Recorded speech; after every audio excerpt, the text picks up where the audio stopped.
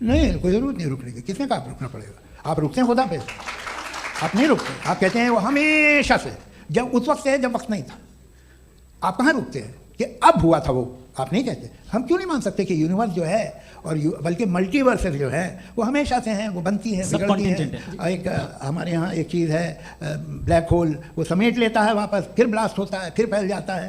तो इसमें ये सोचना कि इसकी वजूहात और ये क्यों है, ये डिपेंडेंट है, ये हम देख रहे हैं। जावेद सर, आपसे क्वेश्चन है इन्फिनिट रिग्रेस के ताल्लुक से। एक हाइपोथेटिकल सिनेरियो है, अगर आप शायर इसलिए हैं कि आपके कोई उस्ताद शायर थे और वो इसलिए शायर थे कि उनके कोई उस्ताद शायर थे, और इसी तरीके से हम माजी में पीछे चलते चलते चले जाएं और कहीं ना रुके, तो माफ कीजिएगा आप कभी शायर नहीं हो सकते। लेकिन आप शायर हैं, आपका शायर एग्जिस्ट करता है, इसका मतलब ये है कि आप कहीं ना कहीं रुके हैं। तो मेरा सवाल ये है कि क्या आप इन्फिनिट रिग्रेस ऑफ कॉजेस को लॉजिकल फैलेसी मानते हैं या नहीं मानते? हाँ या ना?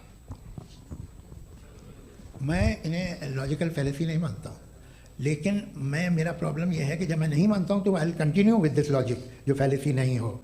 आप एक जगह रुक जाते हैं जाके, आप कहते हैं ये गेंद कैसे बनी, ये जजीरा कैसे बना, ये समंदर कैसे बना, ये ज़मीन कैसे बनी, और अचानक गॉड पे जाके आपको ब्रेक लग जाता है। एक बार आप सवाल नहीं करते कि भाई इनको बनाने वाला तो इनसे भी कॉम्प्लिकेटेड होगा, वो कैसे बना, उसके बारे में आपने इत्मीनान कर लिया, वो हमेशा से है।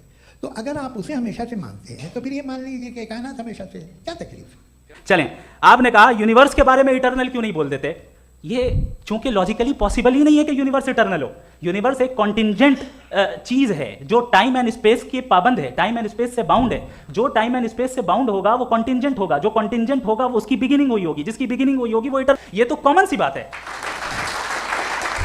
आपने बोला कि गॉड बहुत ही कॉम्प्लेक्स चीज है। मैंने कहा ही नहीं कि कॉम्प्लेक्स है, तो आपके अल्फाज हैं। कॉम्प्लेक्स का लफ्ज गॉड के लिए सुइटेबल नहीं है। क्यों? क्योंकि कॉम्प्लेक्स वो चीजें होती हैं जो ऑब्जेक्ट हो। God is not an object जिसको आप इंस्ट्रूमेंट के जरिए लेबोरेटरी में जाके टेस्ट करें, oh it's very complex. No, वो कोई कार का इंजन नहीं है। वो फिलोसॉफिकली नेसेसरी बीइंग, ऐसी बीइंग है जो सिंपल बीइंग है। हाँ, आप उसको मुकम्मल तौर पे उसकी तमाम हिकमतों को जान ले और हर चीज को जान ले, ये पॉसिबल नहीं है, क्योंकि वो ऑल वाइज है, आप ऑल वाइज नहीं है, और वो खुदा है, वो आपको सारी चीजें बता दे, ये जरूरी नहीं।